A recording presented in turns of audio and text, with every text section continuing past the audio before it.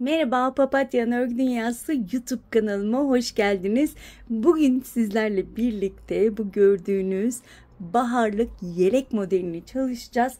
Yazın da rahatlıkla giyebilirsiniz. Koton bir iple ördüm. Terletmez. Kesinlikle batma yapmaz. Rahatlıkla atletlerin üzerine, bodylerin üzerine rahatlıkla kullanabilirsiniz. Ben biraz kısa çalıştım, biraz spor görüntüsü olsun diye. Sizler istediğiniz ebatlarda, istediğiniz boylarda rahatlıkla yapabilirsiniz. Benim ördüğüm bu yelek, hemen şöyle ölçülerini vermek istiyorum. Şöyle eni 45 santim arkadaşlar. Hemen boyunu da şöyle ölçmek istiyorum. Boyu da püskülleri hariç 49 santim. Ama az önce dediğim gibi boyunu daha da uzatabilirsiniz. Bu tamamen size kalmış. Hemen ipimden bahsetmek istiyorum. Papatya'nın koton ipini kullandım arkadaşlar. Hemen renk kodunu şöyle arıyorum. 402 ve tığ numaram 2.50 milimlik tığ kullandım. Ama sizler elinize uygun herhangi bir tığ rahatlıkla kullanabilirsiniz. Evet arkadaşlar, şöyle önünde 2 tane boncuk ve şöyle bir bağcık yaptım. Gerçekten çok şık oldu. Model zaten hem kolay hem de gördüğünüz gibi inanılmaz şık. Yine Pinterest'te gördüğüm modellerden biri. Tabii ben yine her zamanki gibi üzerinde birazcık değişiklikler yaptım. Ama üzerinize giydiğinizde inanılmaz şık duruyor. Bunu da söylemek istiyorum. Ve hemen bu modelin yapımına geçmek istiyorum. Geçmeden önce öncelikle minik hatırlatmamı yapmak istiyorum. Biliyorsunuz ki kanalım tamamen ücretsiz.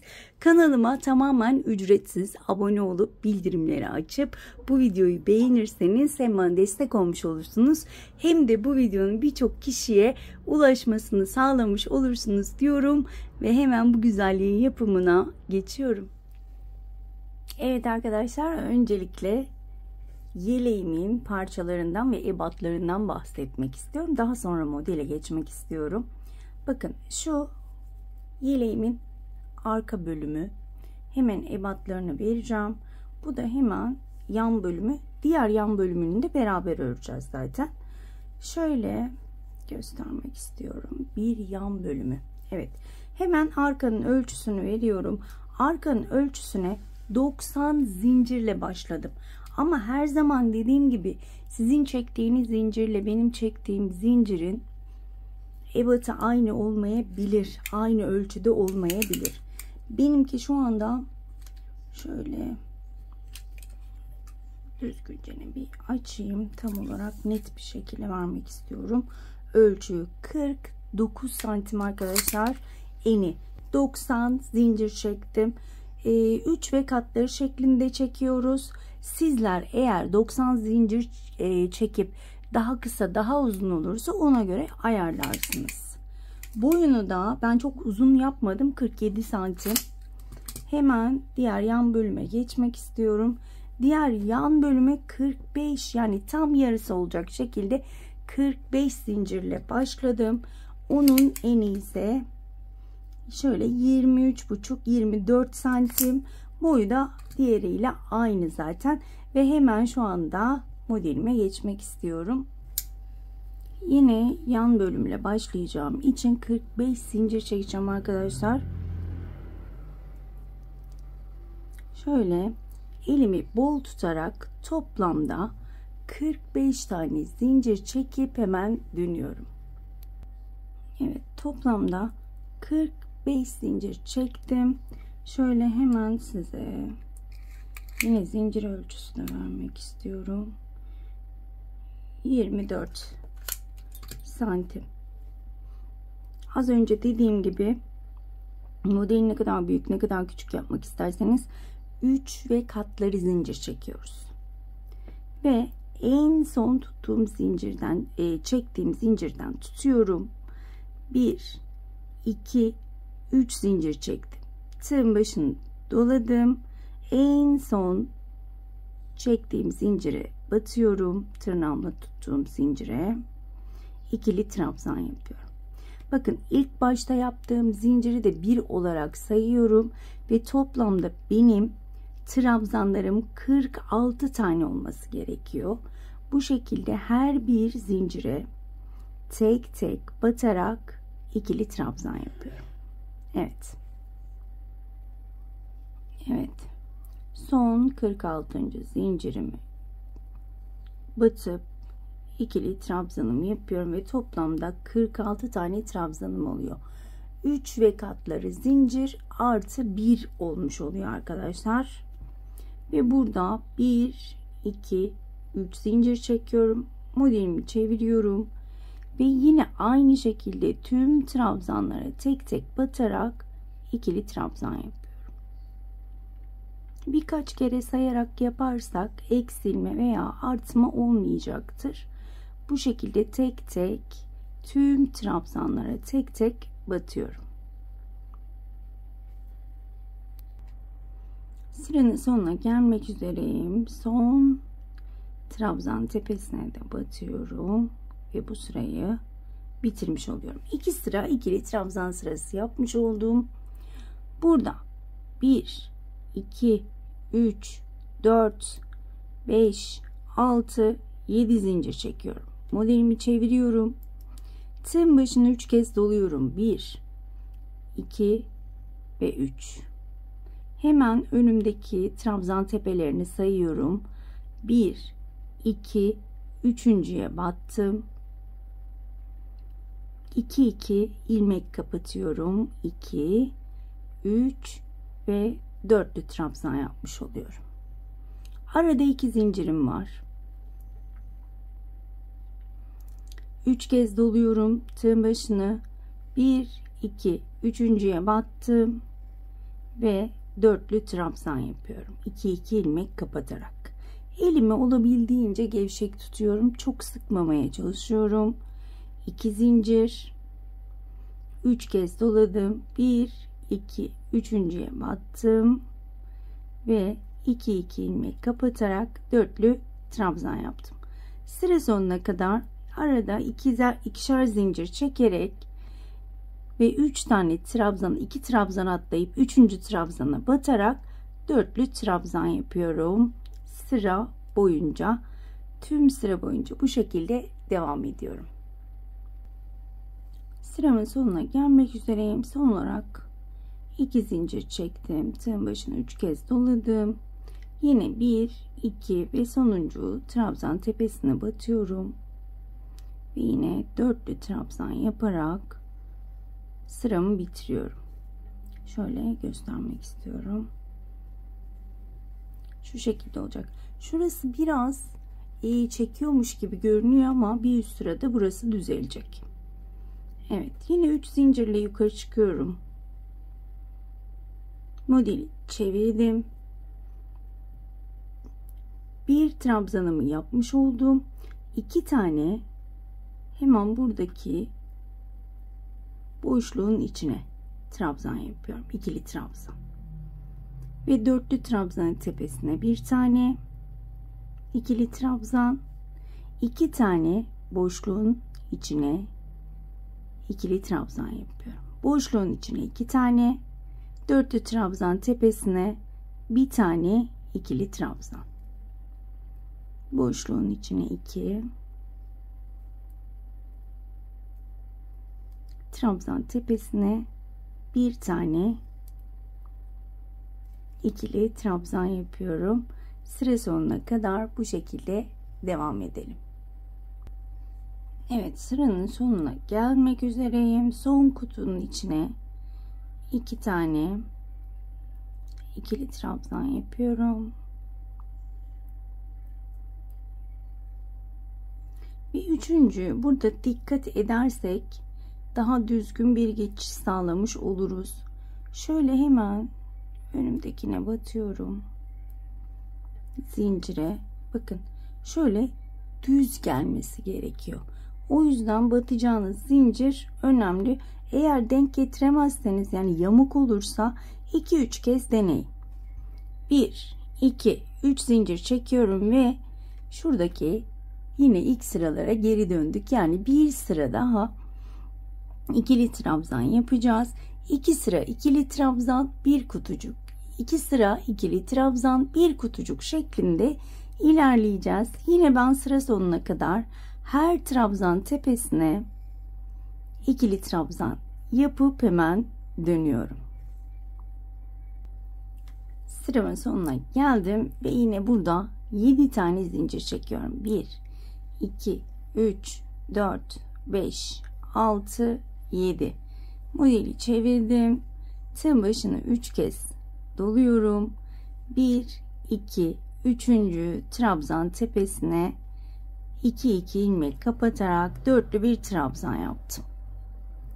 2 zincir, 1 2 3 kez doladım. 1 2 3. zincire dörtlü bir trabzan. Modelimiz bu kadar arkadaşlar. Bu şekilde devam ediyoruz. Az önce dediğim gibi 2 sıra ikili trabzan, bir sıra gördüğünüz gibi kutucuk yapıyoruz. Çok daha videoyu uzatmak istemiyorum. Eminim ki model anlaşıldı. Şimdi kesme yerlerimiz var demiştim ben sizlere. Nereye kadar örüp keseceğiz? Şimdi ben trabzanları şöyle sayacağım. Yani trabzan çizgilerini sayacağım. Şöyle 1 2 3 4 1 2 3 4 5 tane trabzan çizgisini yapıyorum. Kutucuk yapıyorum ve ilk trabzan sırasını yaptıktan sonra gördüğünüz gibi 3 tane buradan, 3 tane de diğer taraftan keseceğim. Arka bölümde de aynısını yapacaksınız. Şöyle hemen arka bölümde gösteriyorum. Yine aynı 5 sıra 1 2 3 4 5. 6. sıranın ilk trabzan sırasını yapıyoruz ve ikinci trabzan sırasında kesmelerimizi yapıyoruz. Arkada da yan bölümlerde de aynı. Ben yine bu şekilde 5. sıranın ilk trabzan bölümüne kadar örüp hemen dönüyorum. Evet arkadaşlar, şöyle hemen sıramı göstermek istiyorum. Şöyle trabzan sıralarını tek tek sayıyorum.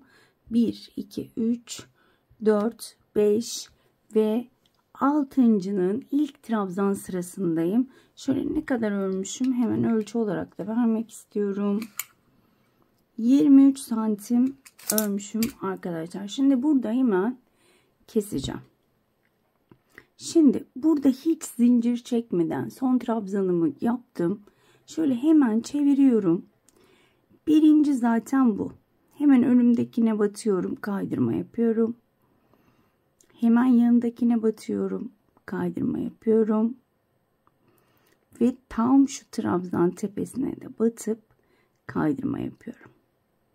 Yani 4 kez şu anda kaydırmış oldum. Yani 4 trabzan. Hemen burada 1 2 3 zincir çektim ve 3 trabzan kalana kadar ikili trabzan yapıyorum. Ben şöyle çok fazla kesmek istemedim. Ama siz kol ve ön bölümünü istediğiniz gibi kesebilirsiniz.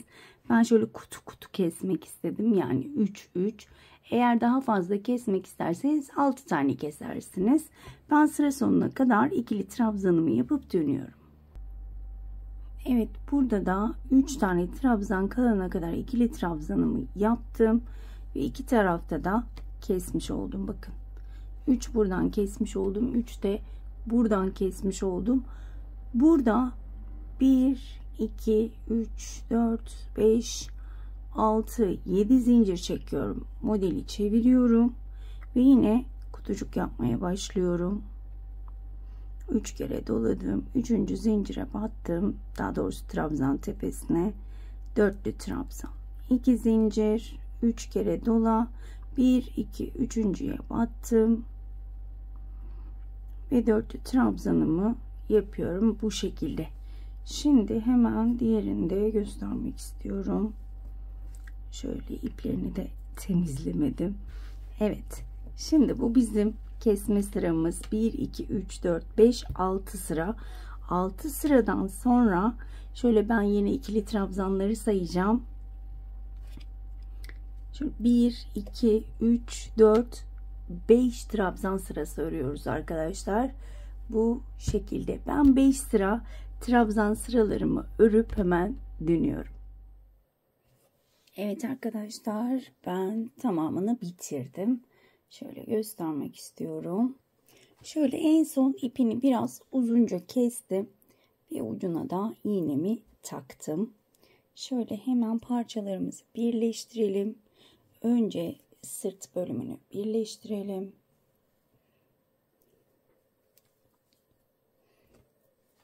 Şu şekilde. Kamerayı biraz uzaklaştırdım ve parçalarımızı şu şekilde dikeceğim. Tığla da birleştirebilirsiniz. Ama ben dikmek istiyorum. Şu şekilde şunu da diğer tarafa.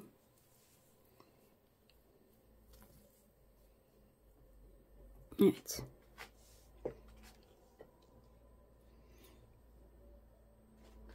Şu şekilde öncelikle şurayı dikeceğim.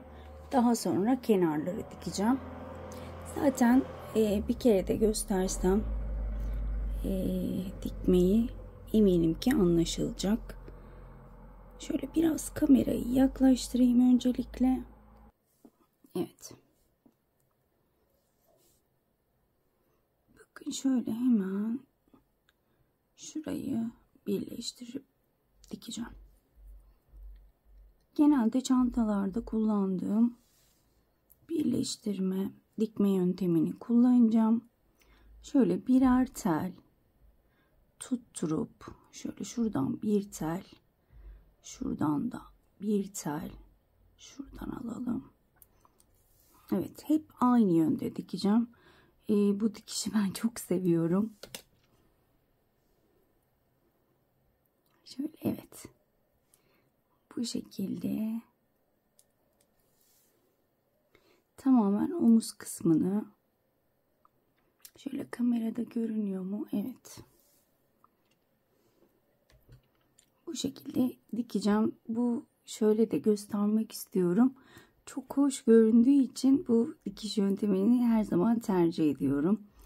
Ama sizlerin başka yöntemleriniz varsa onları da tabii ki kullanabilirsiniz.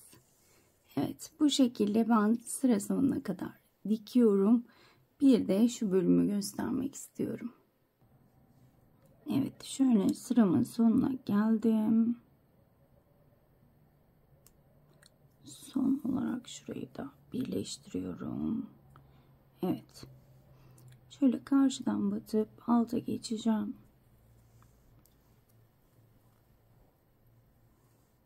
Evet. Şöyle şuradan bir düğüm atacağım ki herhangi bir ilmeğe batıyorum. Şöyle bir düğüm atacağım. Evet, daha sonra ipimi şöyle aralara iğnemi sokarak ipimi saklamaya çalışacağım. Evet, bu şekilde iğnemi geçirip saklıyorum. Hemen şöyle makasım yine kaybolmuş. Hep kaybediyorum ben bu makası. Şöyle kesiyorum. Gördüğünüz gibi bu şeklinde düz olarak kullanabilirsiniz. Şu şekilde de düz kullanabilirsiniz. Tamamen size kalmış. Bakın bu şekilde de rahatça kullanabilirsiniz. Bir buhar tutup elinizle düzeltin. İki tarafı da bence çok güzel oldu. İki tarafını da rahatlıkla kullanabilirsiniz. Hemen şöyle yan bölümünü şurayı dikeceğiz zaten. Şu şekilde.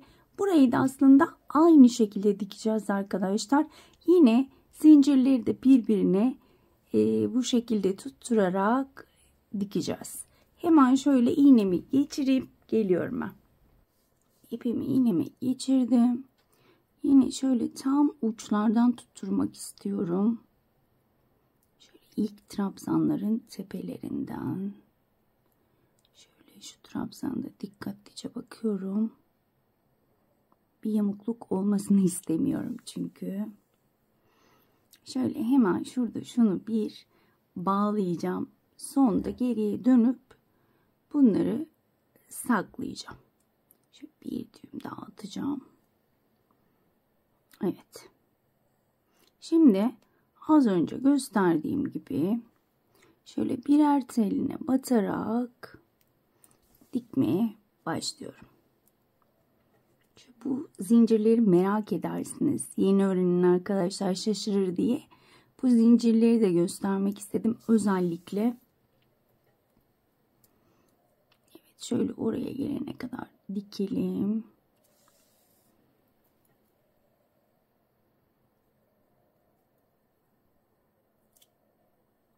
Evet. Şu başlangıç biraz zor oluyor. Artık ipler karışıyor. Ama sonradan ilerleyip gidiyor. Evet, bakın zincire doğru geldim. Aynen zinciri de aynı şekilde dikiyorum. Şöyle bakın. Zincirin birer teline batıyorum. Ve onları da birleştirmiş oluyorum.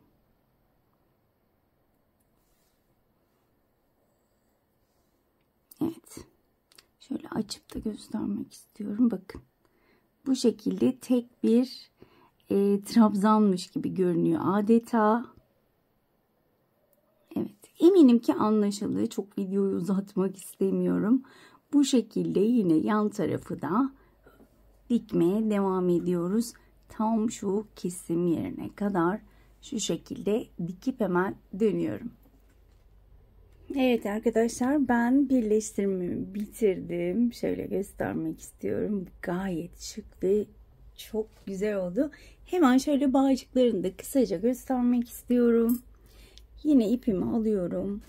Kameramı yaklaştırıyorum. İpime bir düğüm atıyorum. Ve bakın tam şurada kesme noktamız vardı. Bakın şurası. Tam kesme noktası. Hemen ilk trabzana şöyle batıyorum. Şu şekilde batalım. Ve burada istediğimiz uzunlukta zincir çekiyorum. Şöyle ben istediğim uzunluğa gelene kadar zincirimi çekip hemen dönüyorum. Evet, bence yeterince zincir çektim. Bu kadar yeterli. Sizler yine isteğinize bağlı uzunlukta çekebilirsiniz. Şöyle ipimi uzunca kesiyorum. Boncuk geçireceğim çünkü. Şu şekilde. Evet. Şöyle ahşap boncuklarım var. Yine ipimle aynı renkte. Hemen onu şu şekilde tığ ile beraber içinden geçiriyorum. Ve burada bir düğüm atacağım. Ki boncuğum çıkmasın diye. Boncuk geçirmeyi de bilirsiniz eğer elinizde yoksa. Direkt şöyle bir düğüm atsanız yeterli, ya da zinciri direkt çekip bırakabilirsiniz. İpini saklayabilirsiniz. Tamamen size kalmış. Elimizdekilerle idare edeceğiz. Evet, şöyle boncuğun çıkmasını istemiyorum. O yüzden bayağı bir düğüm atmayı düşünüyorum. Şöyle, evet, yeterli bence de. Şu şekilde, evet, çıkmaz artık. Dipten ipimi kestim. Ve bağcıklarım da gördüğünüz gibi hazır. Diğerini de aynı şekilde aynı uzunlukta öreceğim. Boncuğunu geçireceğim. Hemen şuradaki ipi de sizin gözünüzün önünde saklamak istiyorum. Temiz bir geçiş sağlayalım. Rengi de çok güzel oldu. Kendi de çok güzel oldu. Evet. Şöyle iyice bir saklayayım ki çıkmasın. İpimi kesiyorum. Ve şöyle tertemiz. Gördüğünüz gibi bağcığım da hazır. Diğerini de yapıp hemen dönüyorum. Evet arkadaşlar, ben Diğerini de ördüm. Boncuğunu taktım. Şöyle hemen bağlayarak göstermek istiyorum. Gayet şık oldu. Evet. Bu şekilde ve son olarak hemen şöyle aynı boyda kestiğim iplerim var ve bunları tek tek şöyle eteklerinde duran trabzanlara tek tek geçirip bağlayacağım arkadaşlar. Hemen ilkini şöyle kamerayı yaklaştırıp göstermek istiyorum. Evet. Bakın şöyle ilk trabzandan başlayarak şöyle şuradan başlayalım. Geçiriyorum. Şurayı eşitliyorum. Ve şu şekilde iki ilmeği şu ilmeğin içinden geçiriyorum. Ve etek püskülüm hazır. Tekrar göstermek istiyorum. Bütün trabzanları tek tek geçireceğim aynı şekilde. Bakın trabzandan tığımı geçirdim. Trabzanın içinden ilmeğimi geçiriyorum. Şurayı eşitliyorum bakın. Şu şekilde eşitledim ve iki ilmeği ilmeğin içinden geçirdim ve şöyle göstermek istiyorum. Püsküllerim hazır. Eminim ki anlaşıldı. Ben komple tek tek tüm etek boyuna trabzan tepelerine ilmeklerimi geçirip püsküllerimi daha doğrusu geçirip hemen dönüyorum. Evet arkadaşlar, ben püsküllerimi de taktım ve yeleğimizi bitirdik. Umarım ayrıntılı bir şekilde anlatabilmişimdir. Umarım anlatımımdan memnun kalmışsınızdır. Bir dahaki modellerde görüşmek dileğiyle. Kendinize çok iyi bakın. Hoşça kalın.